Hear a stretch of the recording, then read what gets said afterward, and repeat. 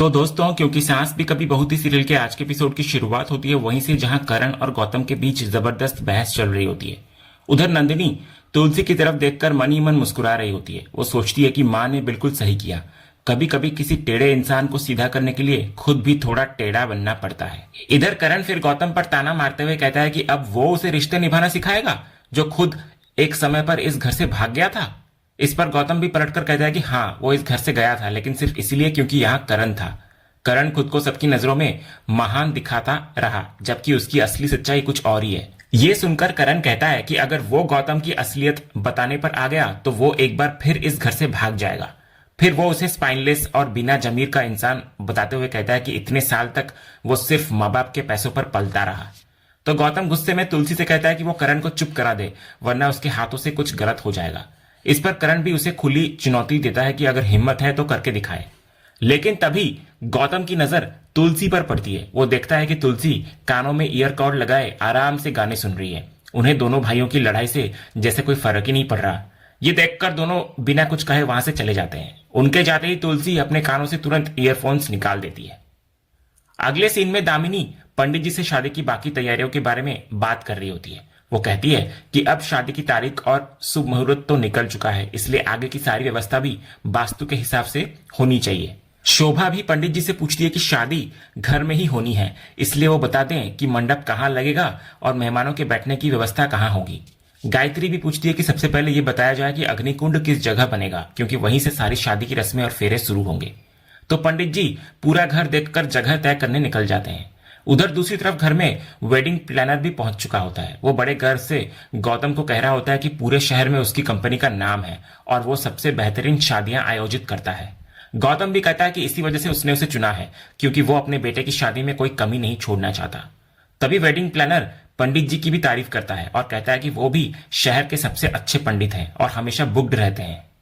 इसी बीच पंडित जी पूरे घर का निरीक्षण करने के बाद करण वाले हिस्से की तरफ इशारा करते हुए कहते हैं कि वास्तु के अनुसार अग्निकुंड की सही दिशा यही है, इसलिए मंडप भी इसी तरफ लगनी चाहिए। ये सुनते ही वेडिंग प्लानर भी उसी जगह को फाइनल मान लेता है। वो बताने लगता है कि मंडप कहाँ बनेगा, मेहमानों की बैठने की व्यवस्था कहाँ होगी और पूरा परिवार किस जगह बैठेगा।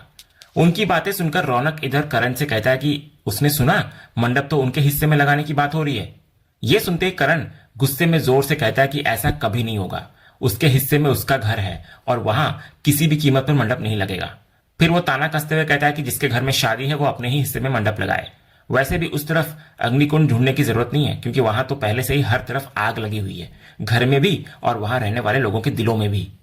करण की यह बात सुनकर गौतम भी गुस्से में आ जाता है। वो कहता है कि अपने बेकार के ताने वो अपने पास रखे, क्योंकि किसी ने उससे राय नहीं मांगी। करण भी इधर कहता है गौतम से कि अगर ऐसा है तो वो मंडप अपनी तरफ रखे।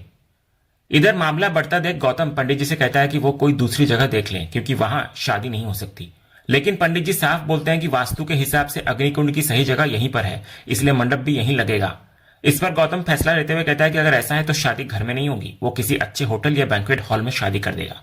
तो गौतम की बात सुनकर दामिनी तुरंत उसको रोकती है। वो याद दिलाती है कि शादी के कार्ड पहले ही बंट चुके हैं, अब आखिरी टाइम पर वेन्यू बदलना ठीक नहीं लगेगा।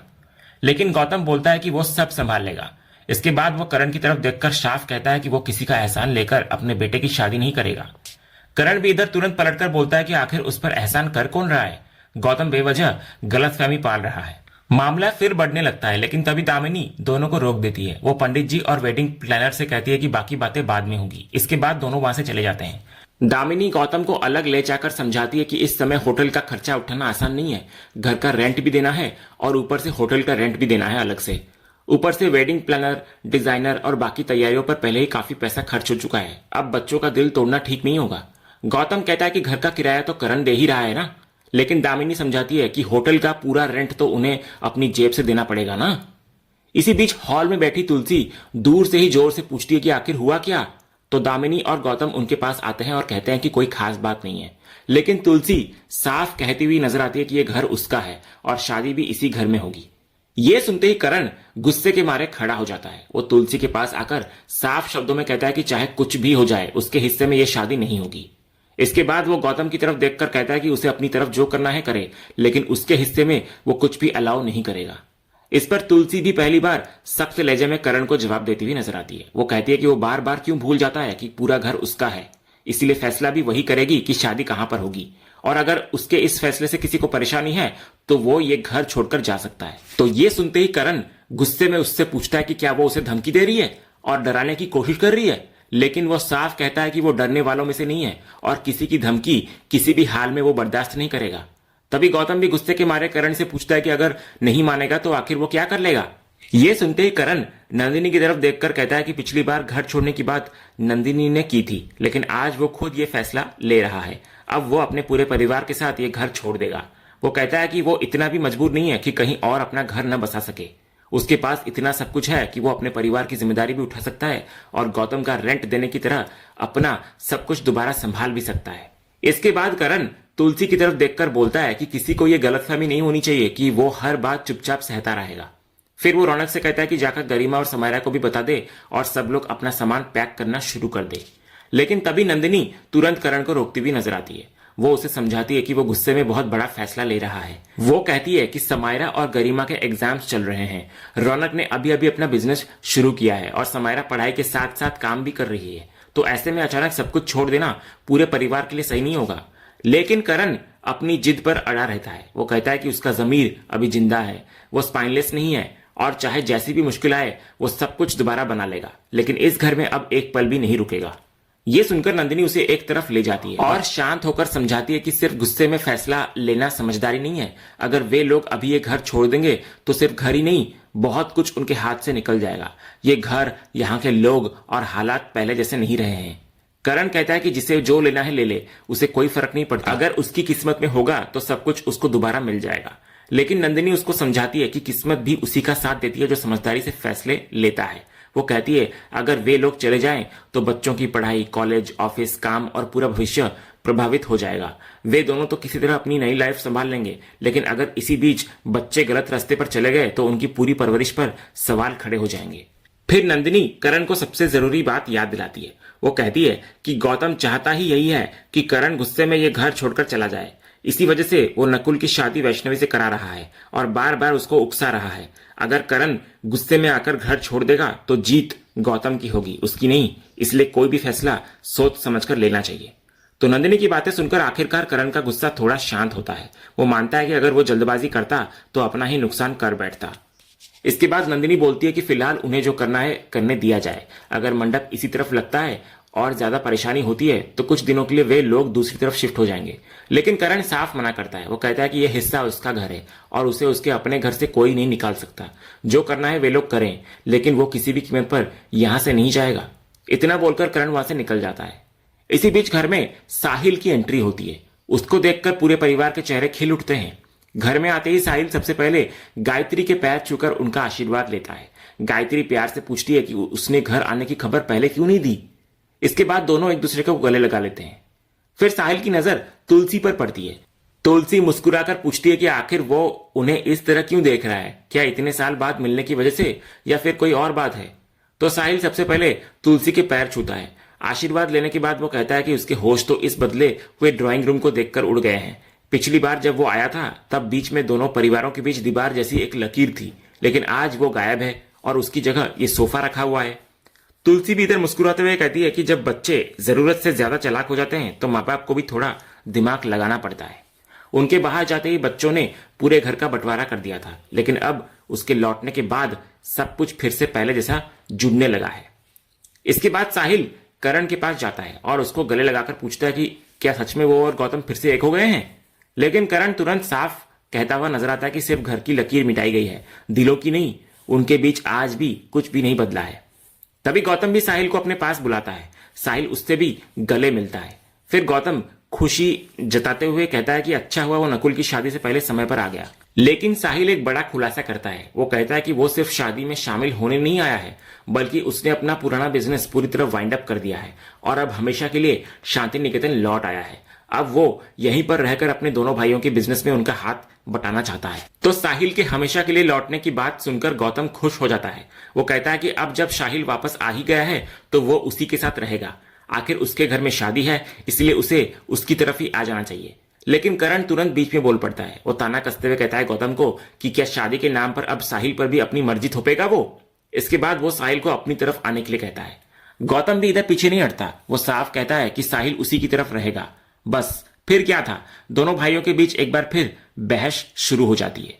तभी तुलसी ऊंची आवाज में दोनों को रोकती है। वो मुस्कुराकर साहिल से कहती है कि देख साहिल, तेरे दोनों भाई तुझसे कितना प्यार करते हैं। अगर इनके बस में होता तो तुझे 2 हिस्सों में बांट देते, एक हिस्सा इधर रहता और दूसरा उधर। लेकिन अच्छा हुआ कि इस पूरे घर की मालकिन अभी भी मैं हूं। इसलिए साहिल, तुझे जहां रहना है तू वहां रह सकता है, मैं तेरे साथ हूं, क्योंकि ये घर आखिर में मेरा है। अगले सीन में दामिनी कुछ साड़ियां लेकर तुलसी के पास आती है। वो पूछती है कि वेडिंग प्लानर का कहना है कि शादी में पूरे परिवार को एक जैसी कलर कोडिंग रखनी चाहिए, इस बारे में उनकी क्या राय है। लेकिन तुलसी जवाब देने की बजाय मुस्कुराकर गौतम की तरफ देखकर कहती है कि देख गौतम, तेरी पत्नी ने तो एलओसी ही पार कर ली। दरअसल दामिनी को पता ही नहीं चलता कि बात करते करते वो करण वाले हिस्से में आ गई है। वो महसूस होते ही वो तुरंत उठकर अपनी तरफ वापस चली आती है और फिर वही सवाल दोबारा पूछती है। इसके बाद वो गायत्री का राय भी जानना चाहती है। तो गायत्री कहती है चाहे घर के अंदर कितनी भी दूरियां क्यों ना हो, लेकिन बाहर की दुनिया के सामने परिवार एक जैसा ही दिखना चाहिए, इसलिए सभी एक ही रंग के कपड़े पहनेंगे। ये सुनकर तुलसी एक नया सवाल खड़ा करती हुई नजर आती है। वो कहती है कि सब लोग इस बात पर चर्चा कर रहे हैं कि परिवार कौन सा रंग पहनेगा, लेकिन किसी ने ये नहीं सोचा कि इस घर का मुखिया कौन सा रंग पहनेगा। इतना बोलकर वो अचानक गौतम से पूछती है कि आखिर उसके पिता कहाँ है।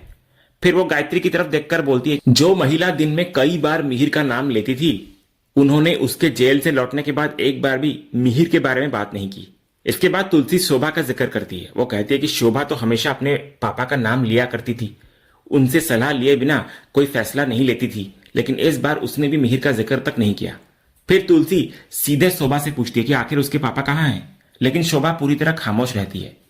तो पूरे परिवार की चुप्पी देखकर तुलसी कहती है कि वो जानती है मिहिर जितना गहरा प्यार करते हैं उतनी ही गहरी नाराजगी भी रख सकते हैं, लेकिन उसे समझ नहीं आ रहा कि पूरा परिवार अब तक उससे मिहिर के बारे में एक शब्द भी क्यों छिपा रहा है। वो आगे बोलती है कि उसके बेटे ने अपने बेटे की शादी तक तय कर दी, शादी के कार्ड छप गए, कपड़ों के रंग भी चुने जा रहे हैं, लेकिन इन सब फैसलों में मिहिर कहीं दिखाई नहीं दे रहा है। फिर वो भावुक होकर कहती है कि शायद घरों में ऐसा ही होता है, जब लोगों को लगता है कि शेर बूढ़ा हो गया है तो वे उसे इग्नोर करने लगते हैं, लेकिन उसे पूरा भरोसा है कि अपने पोते की शादी में मिहिर जरूर लौटेंगे। इतना बोलकर तुलसी वहां से चली जाती है, जबकि करण और गौतम एक दूसरे की तरफ गंभीर नजरों से देखते रह जाते हैं। अगले सीन में दोनों भाई अलग अलग खड़े होते हैं। तभी गौतम चुप्पी तोड़ते हुए कहता है कि वो जानता है दोनों एक दूसरे का चेहरा तक पसंद नहीं करते, लेकिन एक बात ऐसी है जिसे दोनों को मिलकर संभालना होगा, और वो है उनके पापा से जुड़ा हुआ सच, जिसको सिर्फ वही दोनों जानते हैं। गौतम साफ बोलता है कि यह राज किसी भी कीमत पर तुलसी के सामने नहीं आनी चाहिए। इस पर करण कहता है कि उसे क्या लगता है कि वे लोग ये सच हमेशा के लिए छिपा लेंगे और तुलसी चुपचाप बैठ जाएंगी। ऐसा कभी नहीं होगा। अगर आज किसी तरह ये बात टल भी गई तो कल वो फिर मिहिर के बारे में सवाल उठाएंगी, वो बार बार सच जानने की कोशिश करेंगी। इसलिए सोचना कि उनसे हमेशा के लिए राज छिप जाएगा सिर्फ गलतफहमी है। तो गौतम कहता है कि भविष्य में जो होगा देखा जाएगा, लेकिन फिलहाल चाहे कुछ भी हो जाए माँ के सामने ये सच्चाई नहीं आनी चाहिए।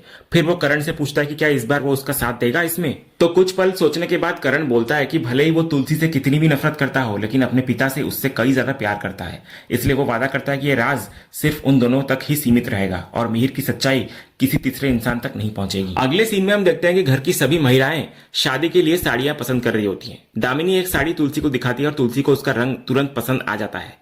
इसके बाद दामिनी वही साड़ी वैष्णवी को दिखाती है, तो वैष्णवी भी हल्की सी मुस्कान के साथ हाँ कहती है, लेकिन तभी शोभा उसे प्यार से समझाती है कि अगर सच में साड़ी पसंद आई है तब जाकर हाँ कहना, सिर्फ उनका दिल रखने के लिए हर बात पर हामी भरने की जरूरत नहीं है। गायत्री भी वैष्णवी से यही कहती है कि उसे जो सच में अच्छा लगे वही चुने। इस पर वैष्णवी कहती है कि उसे सच में ये साड़ी बहुत पसंद आई है। दामिनी दोबारा यकीन करने के लिए पूछती है कि क्या वो पूरी तरह पक्की है, तो वैष्णवी के दोबारा हाँ कहते ही वो उसी साड़ी को फाइनल कर देती है। ये देखकर तुलसी मुस्कुराते हुए दामिनी को कहती है कि उसे तो बहुत ही किफायती बहू मिल रही है, क्योंकि वैष्णवी किसी भी चीज में ज्यादा नखरे नहीं करती। फिर तुलसी वैष्णवी से कहती है कि उसने ससुराल वालों की तरफ से तो अपनी पसंद बता दी, लेकिन अब मायके वालों की तरफ से भी एक साड़ी पसंद कर ले। ये सुनकर वैष्णवी हैरानी से तुलसी की तरफ देखती है। तब तुलसी मुस्कुराकर बोलती है कि आखिर वो इस तरह क्यों देख रही है। उसके माता पिता की तरफ से अब वही है, यानी कि तुलसी, इसलिए उनकी तरफ से भी एक साड़ी चुन ले। साथ ही वो मजाक में कहती है कि इस शादी में मायके वाले ससुराल वालों पर भारी पड़ने वाले हैं। तभी दामिनी मुस्कुराकर याद दिलाती है तुलसी को कि वो तो लड़के वालों की तरफ से। इस पर तुलसी तंज कसते हुए कहती है कि जिस दिन दामिनी के पति ने घर के बीचों बीच लकीर खींची थी, उसी दिन से इस घर में बहुत कुछ बदल गया है। तो तुलसी की ये बात सुनकर दामिनी कुछ कहती नहीं और चुपचाप बात को बदलकर वहां से चली जाती है। इसके बाद तुलसी शोभा को बोलती है कि समायरा और गरिमा के लिए भी साड़ियां अलग से पसंद करके रख ले। शोभा हैरानी से पूछती है कि उनके लिए साड़ियां क्यों चुनी जाए। तब तुलसी कहती है कि नंदिनी अपने जीजा जी के निधन की वजह से चंडीगढ़ गई हुई है, इसलिए लड़कियों के लिए खरीदारी कौन करेगा। गायत्री भी इधर कहती है कि नंदिनी ने जाते समय कहा था कि उसे अपने चचेरे बहन के साथ कुछ दिन वहीं पर रुकना होगा, इसलिए वो शादी में भी शामिल नहीं हो पाएगी। लेकिन शोभा हैरानी से कहती है पर वो लोग तो शादी में नहीं आएंगे। उधर अगले सीन में करण अपने बच्चों के साथ बैठा होता है। वो साफ शब्दों में कहता है कि उसे इस शादी से कोई लेना देना नहीं है, ना वो खुद शादी में जाएगा और ना ही अपने तीनों बच्चों को जाने देगा। बस किसी तरह ये 3 दिन निकल जाए। ये सुनकर समायरा कहती है कि कम से कम उनकी मॉम तो बच गई जो चंडीगढ़ चली गई। रौनक भी मजाक में कहता है कि उन्हें तो उनके साथ ही चले जाना चाहिए था। तभी समायरा तुरंत एक और सुझाव देती है। वो कहती है कि अगर चंडीगढ़ नहीं जा सकते तो कहीं और ही घूमने निकल सकते हैं, जैसे कि महाबलेश्वर। इधर शोभा तुलसी और गायत्री के सामने बोल रही होती है कि करण ने साफ मना कर दिया है, वो खुद भी शादी में नहीं आएगा और अपने परिवार के किसी मेंबर को भी आने नहीं देगा। यहां तक कि अगर तुलसी खुद भी बुलाएगी तब भी वो नहीं मानेगा। तो शोभा की ये बात सुनकर तुलसी गहरी सोच में पड़ जाती है और इसी सोच भरे सीन के साथ आज का ये एपिसोड यहीं पर खत्म होता है। तो दोस्तों, आज के एपिसोड पर आपकी क्या राय है? अपनी राय हमें कमेंट करके जरूर बताइए। अगर आप क्योंकि सास भी कभी बहू थी की हर नई अपडेट सबसे पहले देखना चाहते हैं तो हमारे चैनल को सब्सक्राइब करें और बेल आइकन को भी जरूर ऑन कर लें ताकि आने वाली कोई भी वीडियो आपसे मिस न हो। फिलहाल आज के लिए बस इतना ही। हम फिर मिलेंगे अगले एपिसोड की एक और शानदार अपडेट के साथ। तब तक के लिए धन्यवाद।